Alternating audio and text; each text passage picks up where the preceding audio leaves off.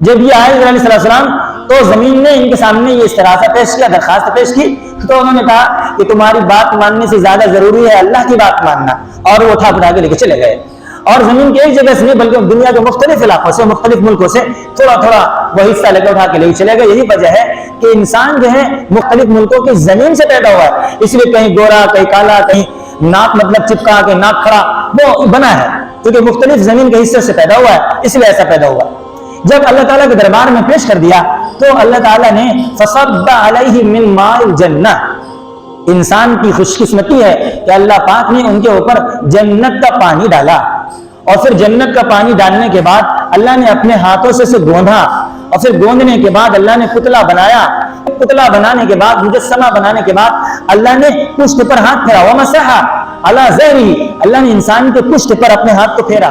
اعوذ باللہ من الشیطان الرجیم، بسم اللہ الرحمن الرحیم، کیف تکفرون باللہ وکنتم امواتا فاحیاکم ثم یمیتکم ثم یحییکم ثم الیہ ترجعون، هو الذی خلق لکم ما فی الارض جمیعا ثم استوى إلى السماء فسواهن 7 سماوات وهو بكل شيء عليم، وإذ قال ربك للملائكة إني جاعل في الأرض خليفة قالوا أتجعل فيها من يفسد فيها ويسفك الدماء ونحن نسبح بحمدك ونقدس لك قال إني أعلم ما لا تعلمون، وعلم آدم الأسماء كلها ثم عرضهم على الملائكة فقال أنبئوني بأسماء هؤلاء إن كنتم صادقين۔ گزشتہ آیات میں اللہ تعالیٰ نے توحید اور رسالت کو بیان کیا تھا۔ اب اس آیت کریمہ میں اللہ تعالیٰ نے قیامت کو بیان کیا ہے۔ آیت کریمہ میں اللہ فرماتے ہیں تم کیسے اللہ کا انکار کرتے ہو، درحال ہے کہ تم بے جان تھے، پھر اللہ نے تمہیں زندہ کر دیا۔ دیکھیں، ہم جتنے بھی انسان ہیں وہ سب کے سب پہلے بے جان تھے۔ قرآن کریم میں اللہ تعالیٰ نے دوسری جگہ بیان فرمایا کہ نطفہ تھے ہم پہلے، 40 دن تک وہ نطفہ رہے، 40 دن کے بعد پھر 40 دن تک خون کا لوتھڑا رہے، پھر 40 دن تک گوشت کا ٹکڑا رہے۔ جب 4 مہینہ ہوا اللہ تعالیٰ نے ہڈی وغیرہ ڈال دی، اور اس کے بعد گوشت میں پھر اللہ تعالیٰ نے روح ڈالی ہے۔ تو پہلے ہم بے جان تھے، 4 مہینے پورا ہونے پر اللہ نے ماں کی پیٹ کے اندر روح ڈالی اور ہم زندہ ہو گئے۔ اچھا، ہم دیکھیں، اگر ہم کسی جگہ پر، ایسی جگہ پر ہو جہاں کوئی کمرہ ہو اور وہ بند کمرہ ہو، اس میں نہ تو کھڑکی ہو، نہ تو دروازہ ہہو، نہ تو کوئی روشن دان ہو جہاں سے روشنی آ جائے، بالکل پیک ہو اور بند کمرہ ہو، اس میں ہمارے لیے 5 منٹ رہنا بھی مشکل ہے، دم گھٹنے لگے گا۔ اس کا تجربہ ایسے تو نہیں ہوتا، لیکن اگر آپ لفٹ پہ کبھی اوپر نیچے گئے ہوں تو اگر جا رہے ہوں یا اتر رہے ہوں اور اچانک لائٹ چلی جائے، پھر آپ دیکھیں لائٹ بھی نہیں، روشنی بھی نہیں ہوتی ہے، اور تھوڑی دیر میں 1-2 منٹ کے اندر آپ کی حالت خراب ہو جائے گی اور دم گھٹنے لگے گا۔ لیکن آپ کے لیے 1-2 منٹ رہنا سے تو مشکل ہے، لیکن ماں کے پیٹ میں رہ رہا ہے انسان، اور 4 مہینہ روح ڈالنے کے بعد 5 مہینہ تک رہتا ہے، اور بھوک کا اور جو ضروریات ہے پانی، آکسیجن وغیرہ اللہ سب وہاں پہنچا رہے ہیں۔ تو یہ کون کر رہا ہے؟ یہ اللہ رب العزت کی ذات ہے۔ اللہ کہتے ہیں تم اللہ تعالیٰ کا کیسے انکار کر سکتے ہو؟ جب تم بے جان تھے تو اللہ نے تمہیں زندہ کیا ہے اور پھر ماں کے پیٹ سے نکالا ہے۔ آگے اللہ کہتے ہیں ثم یمیتکم، پھر اللہ تمہیں مارتا ہے۔ یعنی ایک زندگی ہم گزارتے ہیں 60 سال 70 سال 50 سال، جس کی جتنی زندگی ہوگی، پھر انسان مرتا ہے، مرنے کے بعد قبر میں ڈال دیا جاتا ہے۔ اللہ کہتے ہیں ثم یحییکم، پھر تمہیں اللہ زندہ کرتا ہے۔ کہاں زندہ کرتا ہے؟ امام راضی رحمۃ اللہ علیہ نے تفسیر کبیر میں لکھا ہے ثم یحییکم سے مراد یہ ہے قبر میں جب انسان کو رکھا جاتا ہے تو وہاں تعاد روح فی جسدہ، اس کی روح کو دوبارہ اس کے جسم میں ڈال دیا جاتا ہے. اب زندہ ہوتا ہے انسان وہاں، جیسے یہاں زندہ ہے، اور پھر سوال ہوتا ہے کہ من ربک من نبیک ما دینک، تمہارا رب کون ہے، تمہارا رسول نبی کون ہے، اور تمہارا دین کیا ہے. اچھا ہوتا ہے تو صحیح جواب دیتا ہے، اس کے لیے راحت ہے، آرام ہے، اور اگر برا ہوتا ہے تو اس کے لیے مصیبت ہے، پریشانی ہے. تو ثم یحییکم، یعنی مارنے کے بعد قبر میں اللہ دوبارہ پھر زندہ کرتا ہے. پھر کہتے ہیں اللہ تعالیٰ ثم الیہ ترجعون، پھر تم اسی کی طرف لوٹائے جاؤ گے. یہی ایک ٹکڑا جو جملہ ہے نا کہ تم اسی کی طرف لوٹائے جاؤ گے، اسی سے قیامت کا ثبوت ہوتا ہے. یعنی پھر قبر سے جب اٹھو گے تو اللہ تعالیٰ کے سامنے پیش کی جاؤ گے. اللہ تعالیٰ کے سامنے جب انسان اولین آخرین پیش ہوگا تو وہاں پر سب دودھ کا دودھ پانی کا پانی ہو جائے گا. جو اچھا ہوگا اچھے کو صلہ ملے گا، جو برا ہوگا اس کو اس کا بدلہ ملے گا. قرآن کریم میں ایک جگہ اللہ پاک نے فرمایا یومئذ تعرضون لا تخفی منکم خافیہ، جس دن تم اللہ تعالیٰ کے دربار میں پیش ہوگے اس دن تمہاری کوئی بات بھی پوشیدہ نہیں رہے گی. یعنی جتنے اچھے کام ہیں ظاہر ہوں گے، سامنے ہوں گے، اور جتنے برے کام ہیں اگر ان سے توبہ کر لیا ہے تب تو وہ اللہ تعالیٰ چھپا دے گا، اور اگر توبہ نہیں کیا ہے تو وہ سب کے سب کیا ہوں گے، ظاہر ہوں گے. قیامت کا ثبوت تو نقل سے ہی ہے، قرآن کریم کی بہت ساری آیات ہیں، احادیث نبویہ ہے، لیکن عقل سے بھی قیامت کا ثبوت ملتا ہے. کیسے؟ اس طور پر کہ دنیا میں بہت سے لوگ ایسے گزرے اور بہت سے مظلوم ایسے ہوئے جن کو ان کے ظلم، جن پر ظلم کیا گیا تو ان کو انصاف نہیں ملا. اتنے سارے دنیا میں لوگ آئے ہیں جن پر ظلم ہوا اور ان کو انصاف نہیں ملا. تو کوئی نہ کوئی ایک دن تو ایسا ہونا چاہیے جس دن ان مظلوموں کو بھی انصاف ملے. عقل تو یہ کہتی ہے ایک دن ہونا چاہیے، اور یہی دن قیامت کا دن ہے. وَنَضَعُ الْمَوَازِينَ الْقِسْطَ لِيَوْمِ الْقِيَامَةِ فَلَا تُظْلَمُ نَفْسٌ شَيْئًا، ہم انصاف کے ترازو قائم کریں گے اور جن کو دنیا میں انصاف نہیں ملا تھا ان کو بھی انصاف دلائیں گے. هُوَ الَّذِي خَلَقَ لَكُم مَّا فِي الْأَرْضِ جَمِيعًا، اللہ وہی وہ ذات ہے جس نے تمہارے لیے، تمہارے فائدے کے لیے وہ تمام چیزیں پیدا کی ہیں جو زمین میں ہے. یعنی زمین کی تمام چیزیں ہمارے فائدے کے لیے ہے.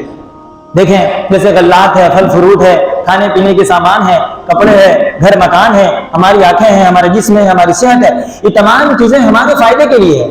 زمین میں جتنی چیزیں پیدا ہوئی ہے ساری کی ساری چیزیں ہمارے فائدے کے لیے ہوتی ہیں. بعض لوگوں کے ذہن میں یہ سوال پیدا ہو سکتا ہے بھائی سانپ بھی ہے، سانپ کا کیا فائدہ، بچھو بھی ہے، بچھو کا کیا فائدہ، یہ ذہن میں سوال ہو سکتا ہے. اور ملحدین اعتراض کیا کرتے تھے قرآن کریم پر کہ اس کا کوئی فائدہ ہے سانپ بچھو کا.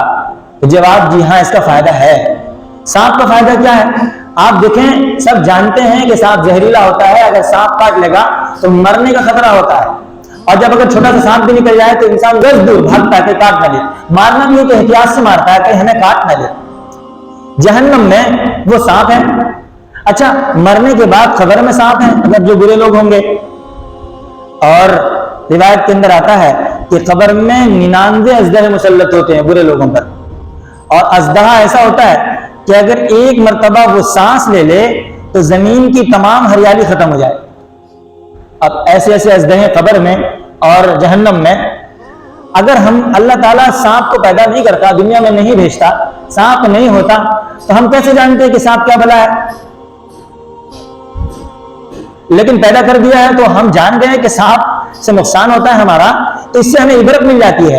تو عبرت کا ملنا، ڈر کا پیدا ہونا کہ اگر ہم اللہ کی نافرمانی سے نہیں بچیں گے تو سانپ مسلط کر دی جائیں گے، تو یہ ڈر جو پیدا ہوا یہ بھی تو فائدہ ہے. ضروری نہیں ہے کہ انسان کو صرف فائدہ پیٹ ہی سے ہو، کھانے پینے کو مل رہا وہی فائدے کی چیز ہے. نہیں، اگر کوئی جانکاری ہو گئی تو بھی فائدے کی چیز ہے. اگر کسی وجہ سے آپ جنت کے قریب جا رہے ہیں تو بھی فائدے کی چیز ہے. تو یہ فائدہ ہے، کچھ نہ کچھ فائدہ ہے، باقی اور بھی بہت سارے فائدے ہیں. بہر اللہ تعالیٰ کہتے ہیں کہ زمین کی تمام چیزیں ہم نے تمہارے فائدے کے لیے بنائی ہے. شاعر کہتا ہے کھیتیاں سرسبز ہیں تیری غذا کے واسطے، سارا جہاں تیرے لیے تو خدا کے واسطے. ساری چیزوں کو اللہ نے ہمارے لیے بنایا ہے، لیکن ہم کو اللہ پاک نے اپنے لیے بنایا ہے، اپنی عبادت کے لیے، اپنی معرفت کے لیے، اپنی محبت کے لیے. آگے اللہ کہتا ہے ثم استوى الى السماء، پھر اللہ تعالیٰ آسمان کی طرف متوجہ ہوا اور آسمان کو 7 آسمان بنا دیا. پہلے آسمان کا میٹیریل تھا جیسے آٹے کا، جو ہمارے لوگ کہتے ہیں لیکن اردو میں کہتے ہیں آٹے کا پیڑا. جو آٹے کا پیڑا ہوتا ہے، آسمان اور زمین اسی شکل میں، آسمان بھی تھا اور زمین بھی تھی، چھوٹا سا جیسا بھی ہو. اللہ رب العزت نے پھر اس کو پھیلا کر 7 آسمان بنا دیا. زمین بھی ایسی تھی، اللہ پاک نے پھیلا کر زمین بنا دی ہے. تو اللہ تعالیٰ کہتے ہیں ان کو 7 آسمان بنا دیا.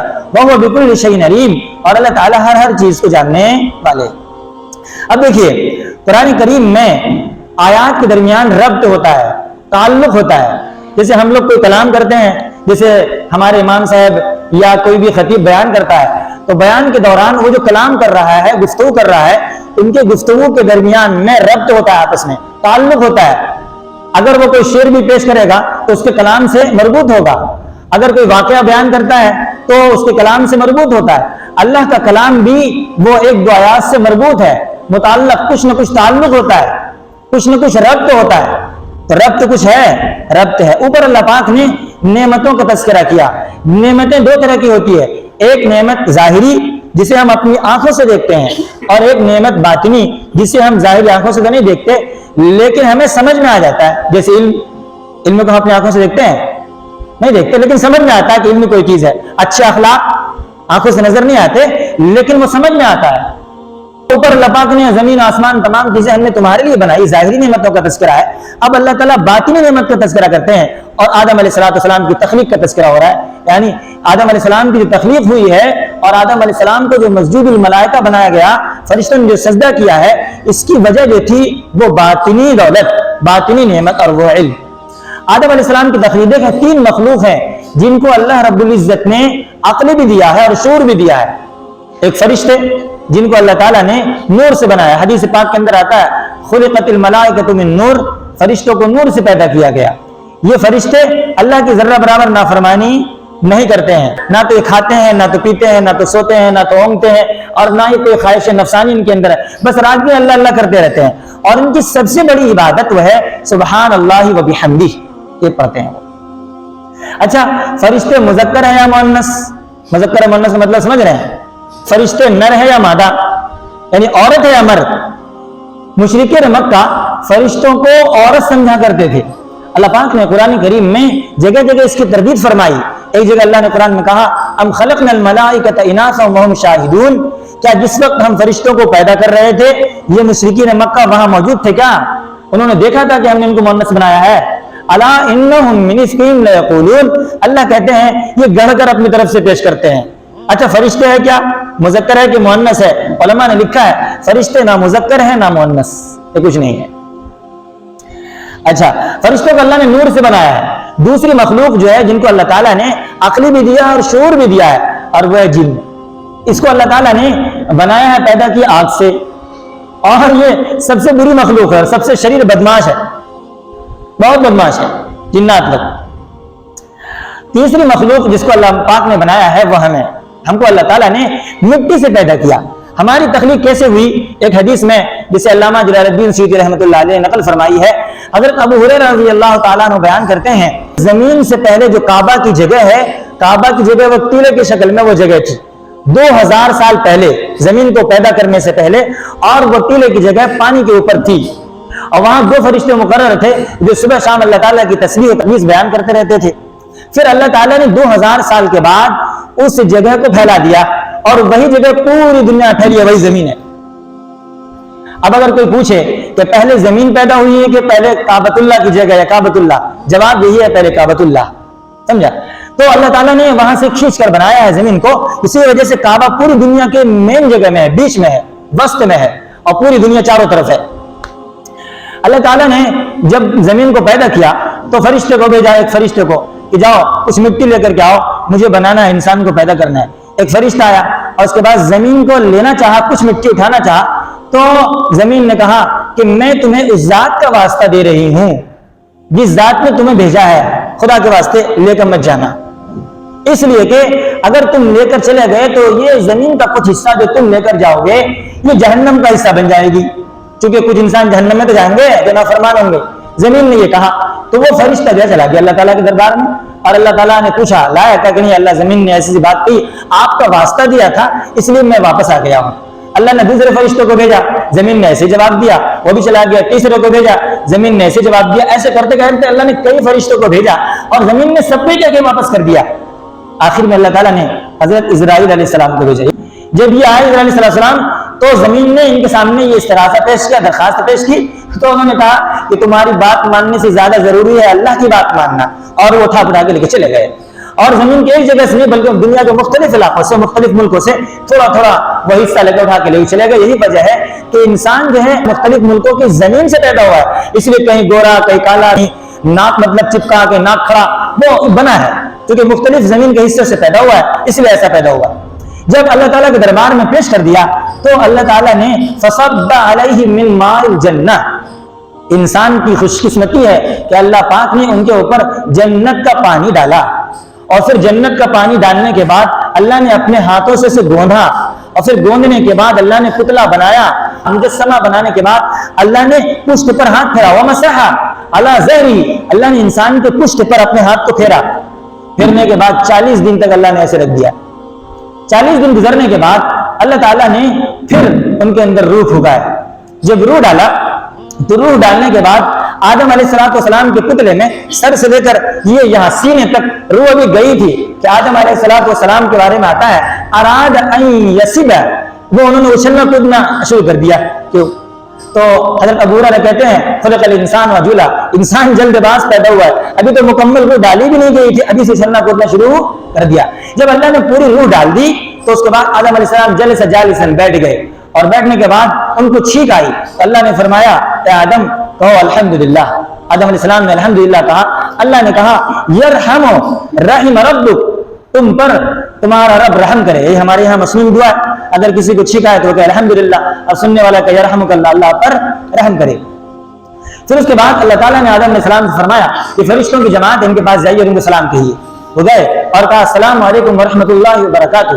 فرشتوں نے جواب دیا وعلیکم السلام ورحمۃ اللہ وبرکاتہ.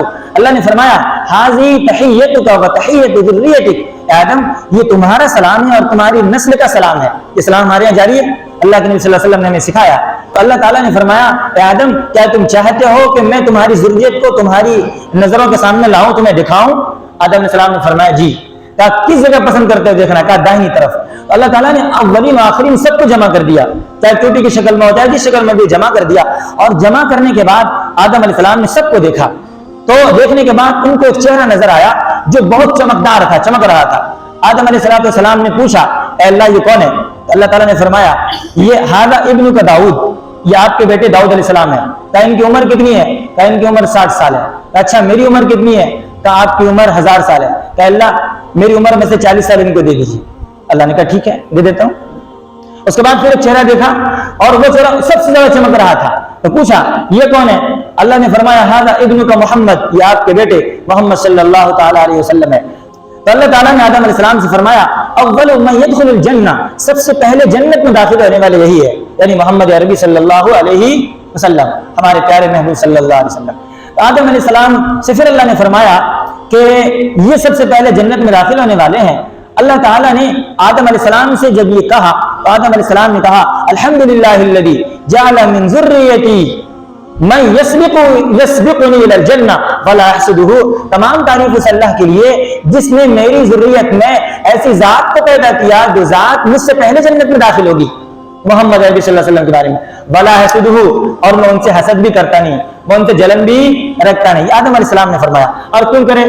ہر باپ چاہتا ہے کہ میرا بیٹا ترقی کرے, ہر باپ یہ سوچتا ہے کہ مجھ سے زیادہ آگے میرا بیٹا بڑھے, دنیا میں بھی خوشحال رہے اور دینی اعتبار سے بھی ترقی کرے, ہر باپ کی خواہش ہوتی ہے. تو آدم علیہ السلام جلیں گے کیوں, حسد کیوں کریں گے, اور ویسے بھی وہ نبی ہیں. جب یہ سب معاملہ ہو گیا اس کے بعد جب آدم علیہ السلام کی وفات کا وقت آیا, فرشتے آئے, 960 سال پورے ہو گئے تھے, فرشتے آ گئے. اور کہا اللہ تعالیٰ نے انبیاء کرام کی شان ایسی رکھی ہے کہ فرشتے بغیر بولے نہیں آتے ہیں, دروازے پر دستک دیتے ہیں اور بات چیت کرتے ہیں. آئے اور آ کر کہا اب آپ کے جانے کا وقت ہو گیا, اللہ نے بلایا ہے, ٹائم ہو گیا. انہوں نے کہا ٹائم کیسے ہوا ہے؟ ابھی تو 960 سال پورے ہوئے, 1000 سال عمر ہے, ابھی تو میری 40 سال عمر باقی ہے. تو فرشتے نے کہا کہ یاد ہے آپ کو آپ نے داؤد علیہ السلام کو دے دیے تھے 40 سال عمر. تو حضرت آدم نے فرمایا ما آتیت احدا شیئا, میں نے کسی کو کچھ نہیں دیا. حضرت ابو ہریرہ کہتے ہیں جہدہ آدم علیہ السلام نے انکار کر دیا, بنسیا اور بھول گئے, فنسیت ذریتہ, ان کی ذریت بھی بلکل ہو گئی, بلکل ہو گئی. ہم لوگ بولتے ہیں کہ نہیں بولتے ہیں؟ چنانچہ یہ سب معاملہ ہوا اور اس طرح کی بات ہوئی. یہ آدم علیہ السلام کی تخلیق ہے, یہ انسان کی تخلیق ہے جو اللہ پاک نے ہمیں بنایا ہے, اور یہ پوری تخلیق ہوئی ہے. اس روایت کو علامہ جلال الدین سیوطی رحمۃ اللہ علیہ نقل کیا ہے، لیکن ایک بہت بڑے عالم گزرے ہیں علامہ البانی رحمہ اللہ، علامہ البانی نے نقل کیا، لکھا ہے کہ یہ روایت صحیح ہے، نہیں ضعیف بھی نہیں ہے، موضوع تو دور کی بات ہے بلکہ روایت صحیح، اس لیے میں نے نقل کیا ہے۔ اگر یہ روایت صحیح نہیں ہوتی، موضوع وغیرہ ہوتی تو سوال ہی نقل کرنے کا۔ اللہ الحمد سبحانک اللہم و بحمدک نشہد ان لا الہ الا انت نستغفرک۔